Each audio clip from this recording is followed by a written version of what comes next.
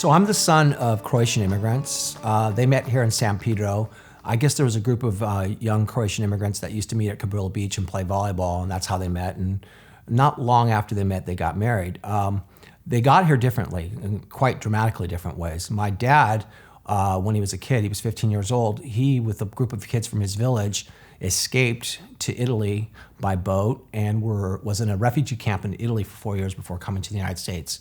My mom didn't have to escape. She came a more traditional route and came here by airplane, landed in New York where the connecting flight was. And during the course of that connecting flight, I guess they hit such a bad snowstorm that they had to stay in New York for the evening. And she tells the story of them giving them 2 hotel rooms because it was her mom and her sister, and there's 3 of them, which was too much for one room with one small bed.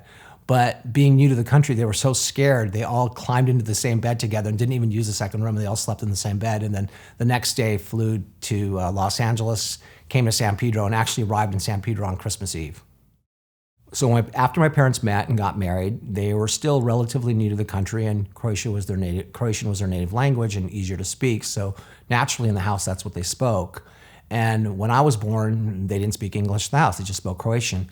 And because of that, when I started kindergarten, I didn't know how to speak English. I was only speaking Croatian, and evidently they got in kind of a little bit of trouble with the school. They were upset with them for not teaching me English because I didn't come prepared. I was, this little Croatian kid who couldn't speak. I actually had to take language lessons at one point because I would have an accent. I would say 1, 2, 3.